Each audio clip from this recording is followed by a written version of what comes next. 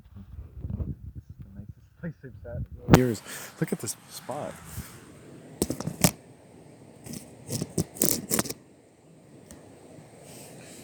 Look at this spot. Just think what I've got.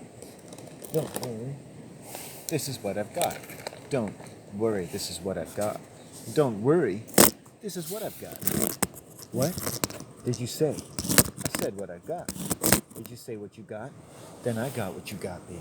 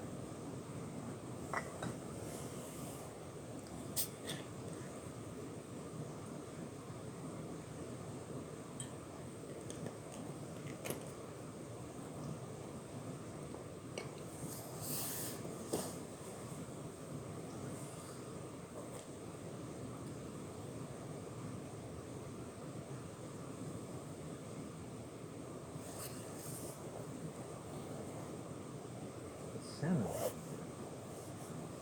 Indeed.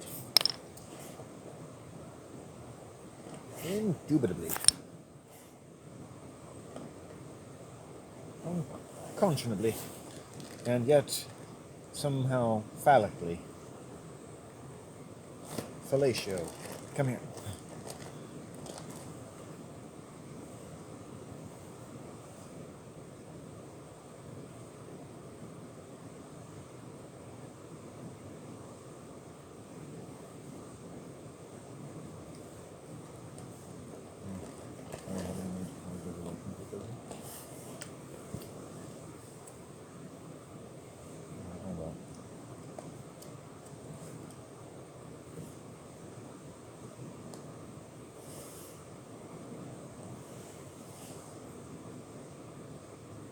So I knew a young sociopath,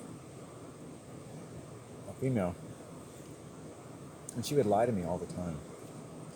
And she would break my confidence all the time. But you never thought it was because she was a bad person. Because that's what they do. And it always brings you to harm.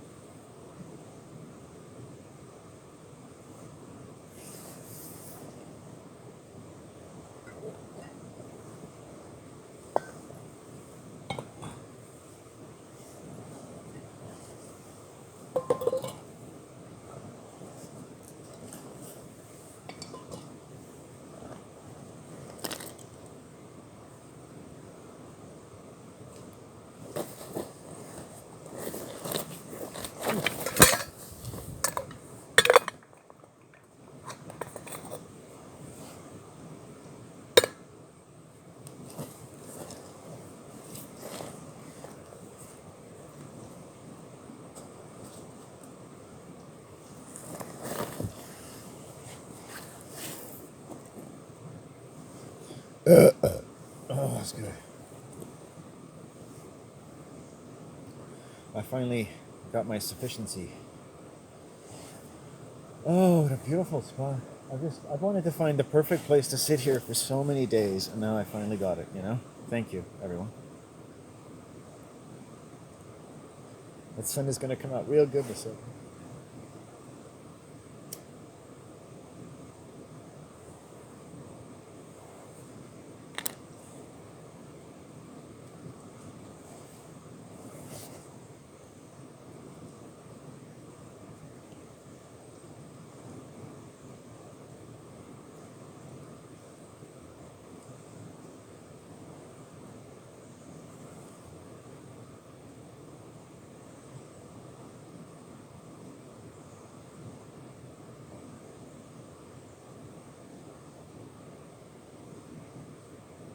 I see pictures of myself in the mirror. Nature likes me. I can see literally a picture of myself with my hat on in the mud. Thank you. That's better than a museum.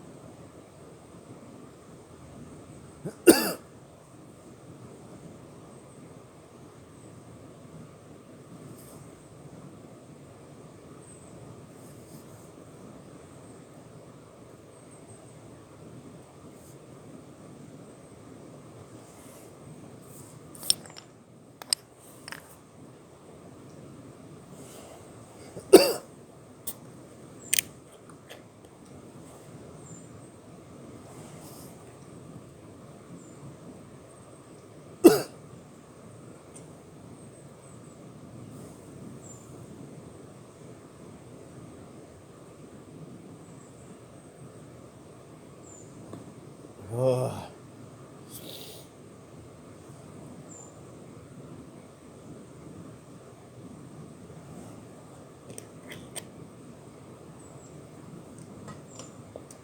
You're on a special journey, right?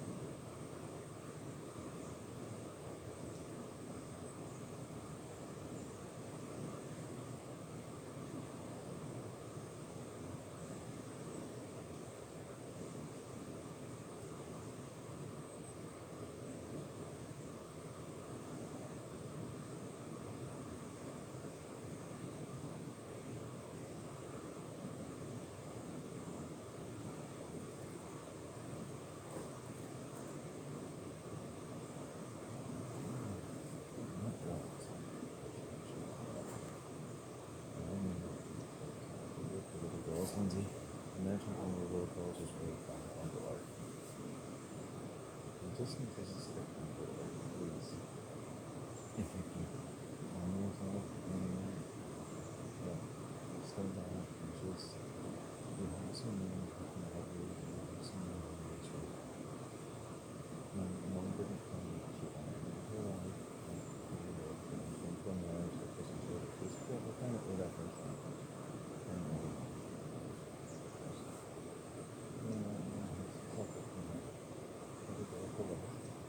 like several years ago, we all stopped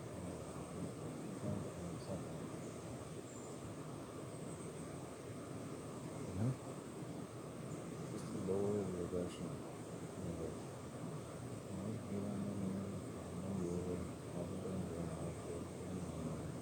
You gotta take all those assumptions.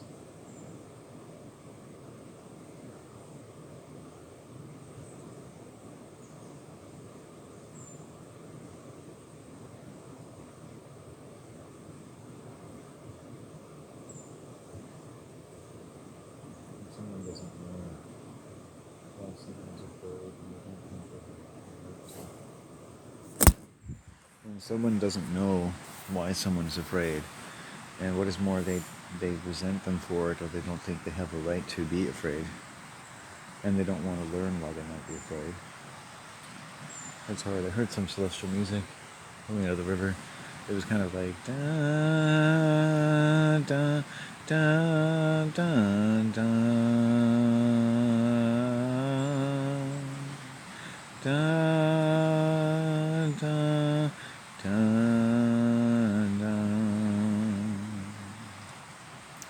down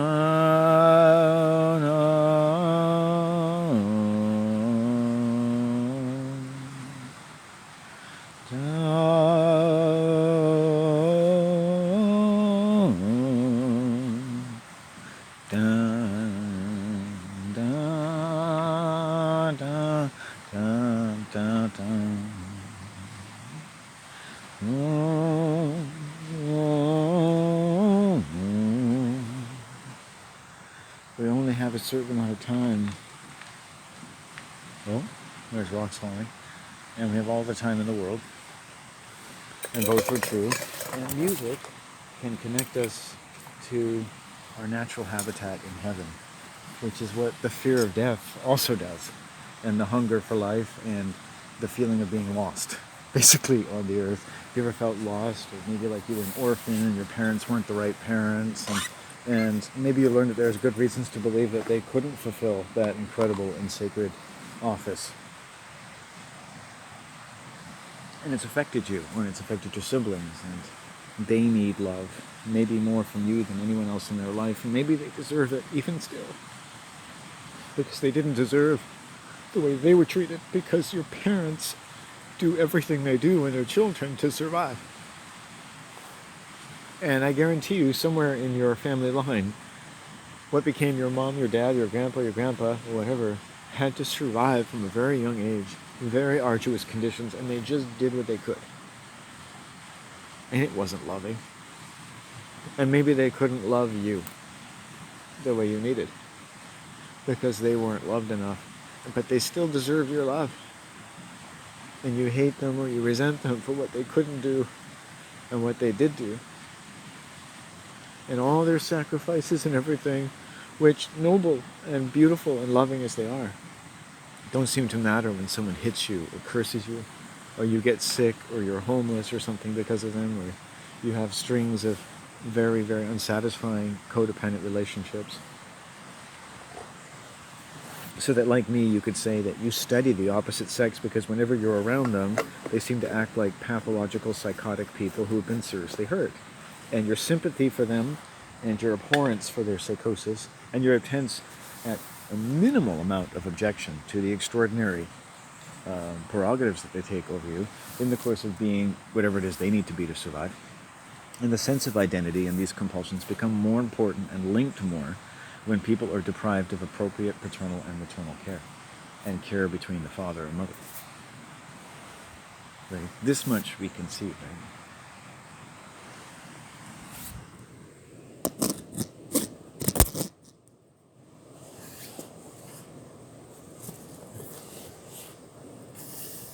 But what is less clear is what to do about it. And but somewhere in the problem is the solution, which is to find out what's happened. And since I found out my mom was raped when she was 5, I think of things.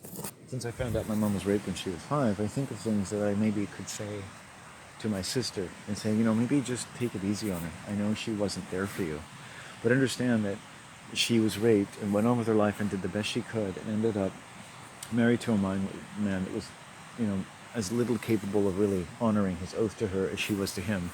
And now they were just two people in a boat whose hull was basically had termites and was eating away at itself.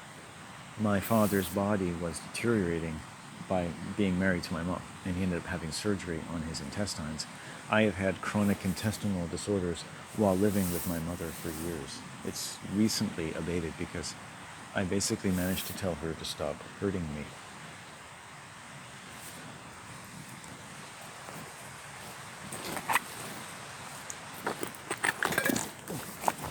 Fuck you.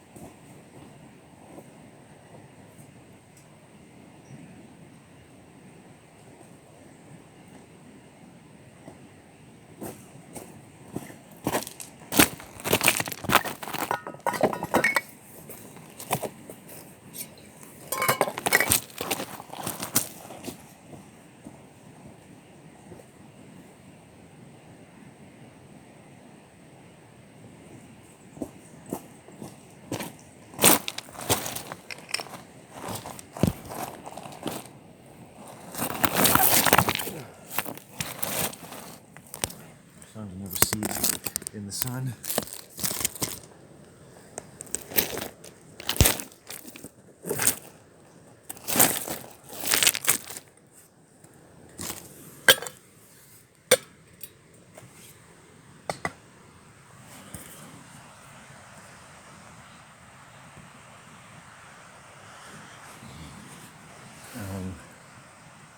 So clearly that's brought a lot of sadness to my life. Because, like I said, in ways that, you don't read books and see movies where there's no jargon, there's no spiritual mantras. That kind of where you just have that common knowledge of like, hey, yeah, my life is really sad because there was a lot of violence in my family and my parents weren't loved properly when they were children, and I really felt all of it. Like I basically grew up feeling all of that. It became a part of my body, part of my mind, and or it wasn't something I could be sensible of, and became an increasingly big part of the most negative parts of my life. And a father that couldn't really connect to me at any age really properly, probably the way I should have been connected with by my father, which is a terrible, terrible thing. And a mother who always remained a kind of celestial figure in my life. We were just, because of the long pattern, I think, of my mom's inability to fully care for her children, you just grew up just really happy to have her around. You're always thankful, just so thankful that she was there, because I think my mom always had one foot out the door. She was in escape mode 24 hours a day and drinking. So if not always to excess, it was a very common part of her life. And it became a sickening, barbaric ritual for her and my father to get drunk at night. And that's when the truth of our home really came out, was when you're just in your bed one night and you hear your mom and dad screaming for the first time drunk and yelling at the top of their lungs. And the first time the police come to your door because the neighbors have heard, and your grade 6 teacher says he could hear it from his house a block away. Maybe he was going for a walk one night and thought about knocking on the door. And, you know, and you and your siblings at times are just hiding in your rooms, wondering what to do. That's a lot of violence, right? And there's two people pitted with 4 children to survive, and my mom is spending money like it's going out of style. My dad is working hard and doing really good at his work. But my mom just is like, she's like a way to get rid of money. She can't spend it fast enough. You never know what it goes to. To this day, I don't think she really knows what she really spent most of it on, but it was vacations, I think, mostly. You know, she would always say, oh, I went to, Acapulco or Tiwazaneo or Siwatneo or whatever. And you're like, oh yeah, that's what you did with our lives. That's how you ruined Dad's life, right? You went on vacation to ruin Dad's life. And it's just this lack of accord in my mother's mind. There's no one there. It's like she had no responsibilities. She never seems to, even though there's a lot of guilt that I would wish to relieve my mom of, it's just like there's no sense that you think should be there in the human mind of like, oh yeah, that probably created a lot of trouble for everyone because you couldn't do anything and you're trapped, more trapped than I am, and I just basically did to you what was done to me. I trapped you. I trapped you in your life, and I made you feel like your mother could do anything and it was okay. Because at that level, she had no morals. My dad's not nice in his way either. It must have been awful for them to be around each other, to contemplate your mom's existence and feel sorry for her, to contemplate your dad's existence and feel sorry for him. And the sorriness goes on infinitely. That I'm sure for them that they have 4 children that have to go through this too. None of whom are really going to be able to really love them and feel safe about them and feel that they trust them. But none of these things will ever be said, that their children have trouble trusting them, because the amount of violence in the house has eroded that trust, and so they don't know how to love them properly or be loved by them properly, which is a fundamental disruption in the basic medical outcome of human life, which leaves lasting effects and a lasting capacity to distribute violence through various family lines. It's just such an incredible grief, an incredible shock. It has a mind of its own that moves through human beings. And the people that run this world don't want you to know that. Because in that greatest shock, we can clean our minds out. We can purify. Because guess what? If you've made it this far, you've been able to acknowledge this greatest of all shocks, which I have not fully itemized, enumerated, put into the best, most comprehensive frame at all. Understand, please, if I may be permitted to explain. I'm working very hard to explain as much as I can. I'm doing it all by myself, and I'm not exactly getting paid to do it. Right, and I get attacked and stalked by women on a regular basis. So give me a break. You know what I mean? Give me a break if you're feeling like you need to criticize like what it takes. I'm not a meth addict, I'm not a drug addict. I probably smoke a little too much weed these days. But what's too much? I mean, I've heard of people that smoke like half an ounce a day. That's like a fucking chimney, literally. That's an industrial chimney. Auschwitz was making more smoke than that. No, that's not true. That's not nice. Well, the thing is, I don't really believe in the Holocaust, but like the incineration of people. But I mean, I really hope it didn't happen, but I understand that people say that you have to believe that it happened. And, you know, if that did happen, yes, that would be awful. I mean, I've never seen a movie on the Holocaust that didn't adequately acquaint me with just how awful any kind of prison camp or extermination camp can be. I think we're all fully acquainted with Schindler's List and the piano and everything else. The horrible, horrible things that happened to Jews, which the entire, cinematic canon, horrible things that have happened to Jews. And you're like, when you finish in the movie, it's like, oh man, I love Jews.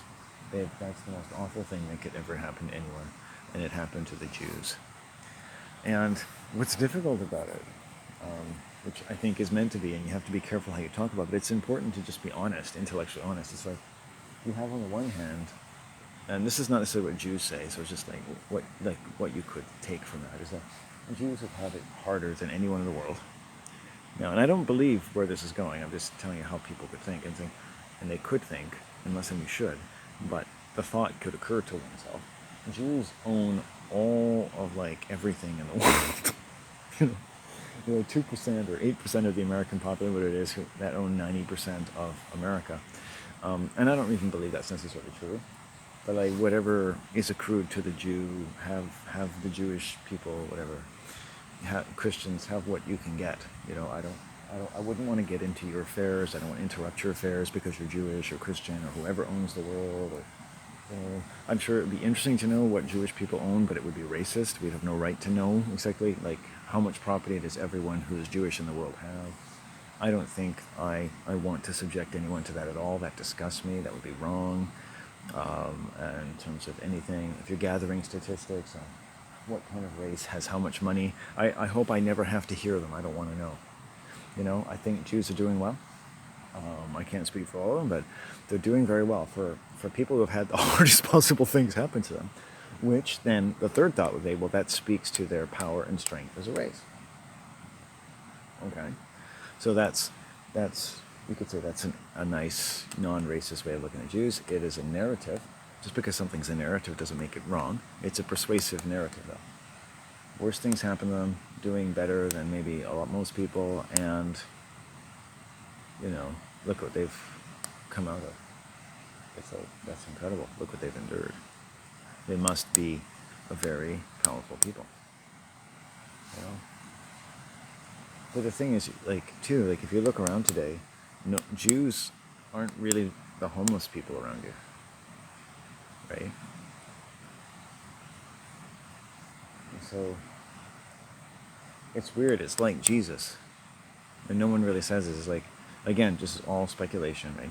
But if you take the narrative, which doesn't mean it's not true, but let's take it as though it might not necessarily be true, and make a copy of it in our Photoshop program.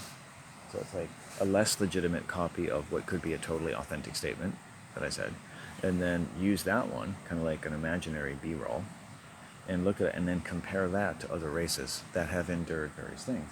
But it's also like Jesus. He has the worst suffering because he's the nicest person who least deserved one of the most painful ways to be tortured. And even then, he came back to life. I wanted to forgive everybody. So that's like the worst to the best, right? And he gets to be king and sit at the right hand of God, which is the financial industry, right? Right. So if you understand these terms properly, so you look at other races now, people who, like, unlike Jesus, really do suffer, right? And what's going on, and you can't look at anyone else except Jesus and Jews to say people who've had it really hard and really come back well. Maybe black people, right? Now we're getting something a little more tangible, I would say. Native people, Inuit. It's like looking at that point. It's like looking at animals, beautiful, beautiful animal, and aspects of the earth in our own mind. That to the degree that we've hurt these people, we've given our minds cancer. You know, okay, get rid of it. So we all have to be really careful, especially people like me who don't spend a lot of time around anyone, let alone anyone but white people. So you get to hear that. You get to hear maybe the racism or the naivety in my voice. And for many years, I'm working to have a good philosophy that isn't racist. You know, if I have to talk about a race, try to be respectful, try to learn, build that into your philosophy. You know, anytime you're talking about, you know, because I do. I mean, I'm never going to be able to do it because I do talk about mostly sex-related aspects. But and then so you look at people, to me that's a little more tangible, say black people or native people, Inuit, that you could compare almost to like endangered species of animals or endangered parts of our own mind. Like we've actually gotten so violent that we've hurt our own minds. We blighted our minds, say as a white man. We've grafted onto our minds and onto our culture something that is acultural, it's ahuman, and it's kind of like a schizophrenic, violent disorder. You know, and every people in the world have to do business, and we have to get business done, and we have to do jobs, and you know, and everyone's out there doing it, whether you're black, white, or whatever. You're out there to survive, unless you're born royalty or something. You're out there to survive every day. And so, you know, it's nice if the world can be ordered in an honest way, almost like it had something to offer you in return for all your work, just, you know, out of the goodness of its heart. it could be ordered properly, and we could be honest and see things in its proper order.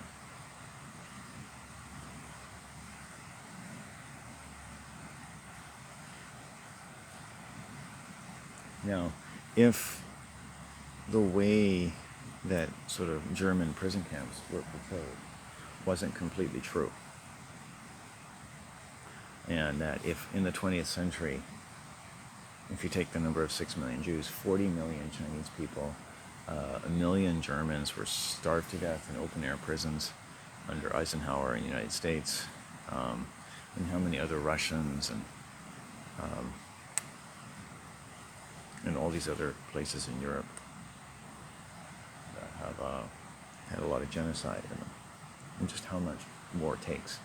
The bombings of Germany, the fire bombings, like, have you ever heard the blood-curdling screams of the German men, women, and children? You know, I know you're trained as white people to be like, oh, that's just, what needed to be, it's the rules of war, and then of course you think about the ovens and the Jews burning in them, going, and how awful that is. And then you think of the German people burning, and you think, well, they deserve it because their leader is so much more evil than our leader. And then you might want to catch yourself. You're talking about the deaths of millions of people that never met you. And you would think if you were caught up in some barbaric act of human history, that at least people would give you some fucking respect. That you were a sacred spirit that didn't deserve that. It is a wrong to mankind to do it to a Jew, as it is to do it to a German, as it is to do it to a Native person, an Inuit person, or anyone from this day of the week, or last century, or the century before, or 5,000 million fucking centuries from now. And so we should be interested in respecting every race, to preserve them and to protect them.